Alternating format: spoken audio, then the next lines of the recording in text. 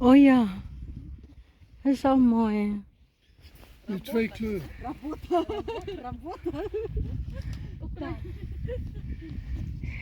Ja, maar is kapot. Ne? Oh ja.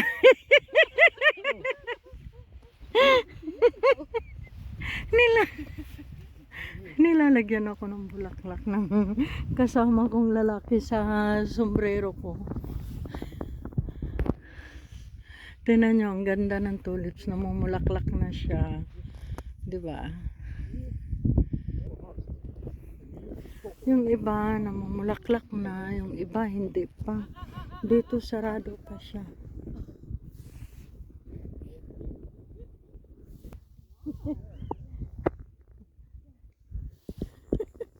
Ganda ba? Yan, ganda ng tulips. Yan. Kaya lang hindi pa talaga sabing totally lumalabas yung mga bulaklak kasi malamig ang panahon. Pag more sun, yun lalabas sila. Yan, gandang tingnan, diba?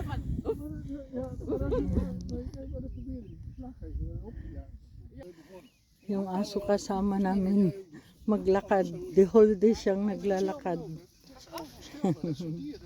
Yan. Ay, ang bait niya. So, bali pangalawang field na itong pinuntahan namin.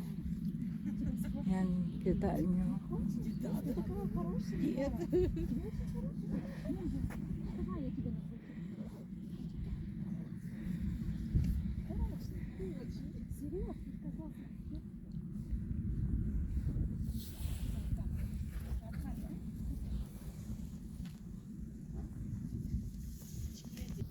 Nauna na yung tatlo kong kasama. Yung iba wala pa dito.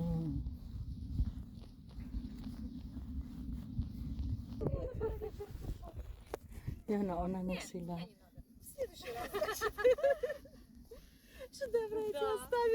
Ito naman na bed ay orange. Orange yung bulaklak niya. Tingnan niyo. Yan. Pero hindi pa siya talagang bumubuka. Yan. Yan, orange yung kulay niya. Hindi pa siya bumubuka talaga ng husto. Pag nagbukas silang lahat, grabe, ang ganda tingnan.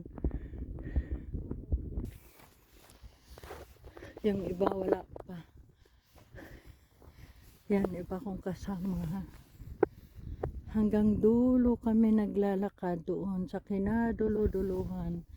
Itong banda rito, hindi siya masyadong mahagpa. Pero yung puti at saka pula, ang layo. Dahil namimitas pa kami ng kinukuha namin yung hindi kakulay. Yun, 1 oras din kami maglakad. So, pupuntahan ko yung mga kasama ko. Tingnan nyo, nilagyan ako ng bulaklak. Yung kasama naming lalaki naglagay sa akin ng bulaklak. Ang dami namin bulaklak today.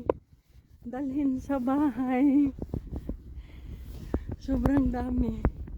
So hanggang dito muna tayo. Bye-bye! Ingat kayo palagi. Thank you for watching. So ito wala pa talaga. Walang makikita ang bulaklak. Maliit pa siya.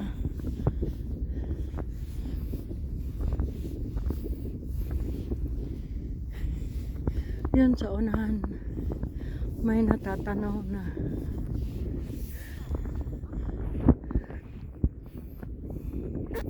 Kaya di ba ang layo ng nilalakad namin.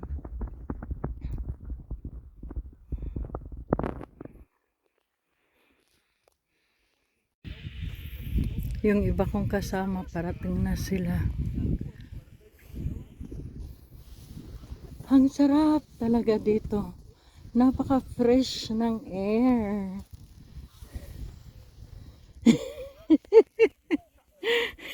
Tawa yung kaibigan ko. Nagawa na ako, naglalakad lang. Naghahanap ng bulaklak na hindi karapat dapat dito kasali. Pag may nakita kaming yellow sa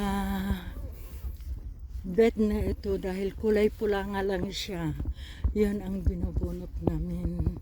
Minsan kasi may nahalo kulay puti, violet, may yellow, may pink, tapos red lang naman ang kailangan dito. Yun, binubunot namin yun. Kaya yun, maghapon kami. Ito yung ginagawa namin. Maglakad lang at nagsiselect ng mga tulips. Di ba ganda kaya ng trabaho na ito? Gustong gusto ko itong trabaho na ito. So sexy.